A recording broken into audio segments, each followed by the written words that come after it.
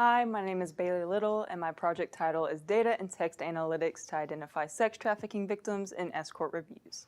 I work with the STAND initiative, which is an acronym for Sex Trafficking Analytics for Network Detection and Disruption.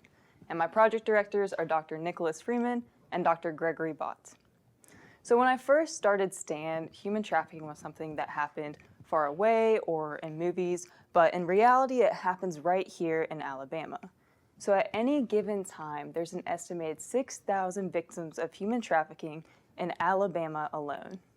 Despite this number, it can be difficult to find these victims. There's these online websites where escorts post advertisements. However, traffickers also use these websites to post ads about their victims. So this is where STAND comes in. What STAND does is they scrape these websites, process the information, and then give the information back to law enforcement. And so my goal is to figure out how can we make this already working process even more efficient? So how can we find even more victims of human trafficking? And the answer to that may lie in something that you are familiar with, which is reviews. So if you've ever scrolled through Amazon reviews or Airbnb reviews, then you have some sort of idea of the data that we've been working with. There's these online websites where if a person purchases escort services, they can then go and leave a review of that escort. So our goal is to figure out, can we use these escort review websites to make STAND more efficient?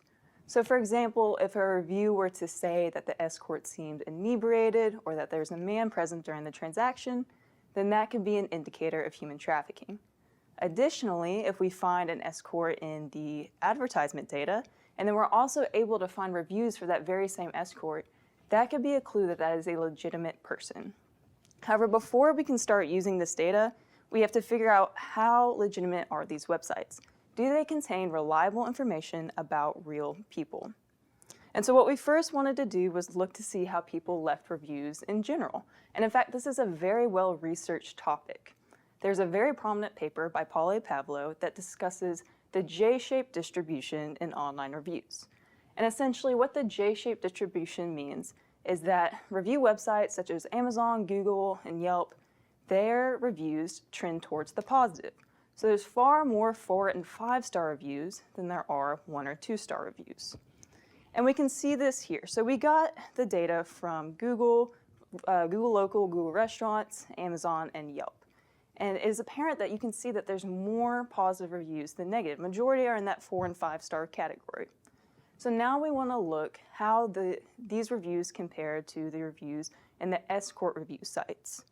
But before we see how they compare, it's important to note that the biases in leaving a review in a legal service are different than the biases in leaving a review for illegal services. So if I leave a review on Amazon, it's very unlikely that anything bad will happen to me. However, purchasing an escort is illegal in the vast majority of the country. So by leaving a review, someone who purchases escort services is potentially exposing themselves to criminal activity. This being said, we wouldn't necessarily expect the reviews in these escort review sites to be similar to those of the legal review sites. There's 2 escort review sites that we're looking at. We're looking at CE and EM. And we can see CE's review distribution here. And it's apparent that it's very different than the legal review sites. It doesn't skew towards the positive. In fact, it skews towards the negative instead. Again, this is not surprising. The biases in an illicit market are going to be different than a licit market. However, when we look at the second escort review site, EM, it actually does follow that same trend, so it is overwhelmingly positive. In fact, it looks more like Amazon, Google, and Yelp than it does its own fellow escort review site, CE. And this was our first indicator that something odd was happening between CE and EM. And we can look at another similar analysis. So this is looking at the mean rating versus the rating count. And so again, we have overwhelmingly positive for the majority of the legal review sites. And then we have CE, which veers from that trend. It's more evenly distributed. And then we still have EM following that positive trend. While we are uncertain of what a typical illicit review distribution might look like, it is odd that CE and EM consistently diverge from one another. while EM consistently follows that positive pattern that the legal review sites do, CE consistently veers from it. And so to figure out why this difference is happening, we want to look at escorts that appear both in CE and EM. So if the same person is being reviewed on both review sites, we'd expect them to be getting similar ratings on both of the sites. So for example, if an escort got a rating of a 1 star on CE, we would expect to see approximately a 1-star rating on EM. Conversely, if they got a 5-star rating on EM, we would see about a 5-star on CE. While the correlation wouldn't be exactly linear, you're going to see some variance along that line, we'd expect them to be positively correlated. However, this is what we get instead.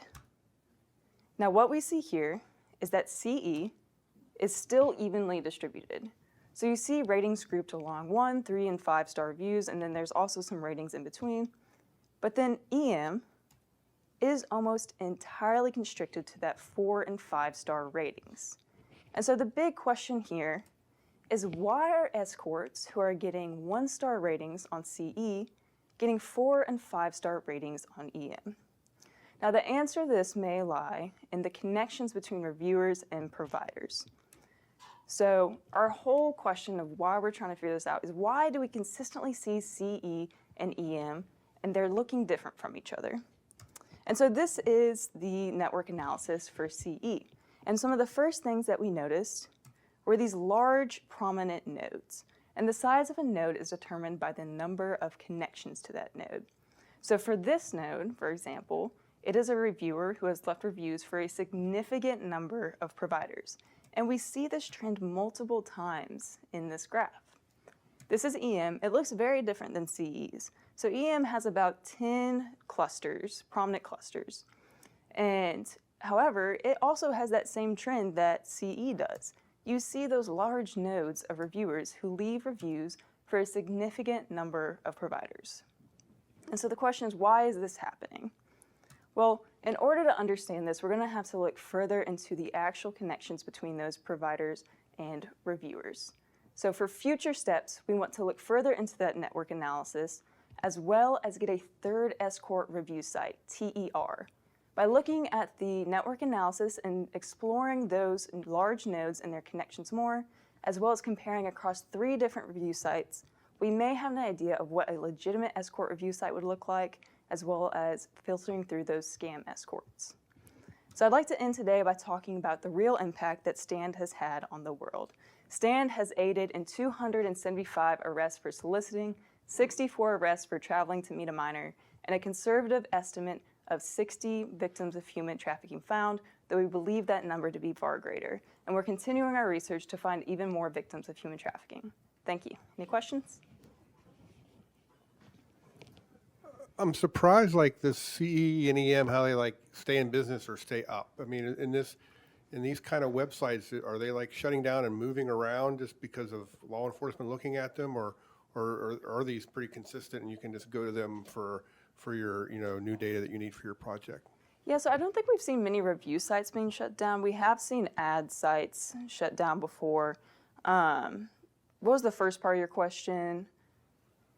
It's are you seeing these shutting down because of the probably law enforcement's looking at them, right? So. Yeah, so not as much for the review sites, but we have seen that happen for the advertisement sites.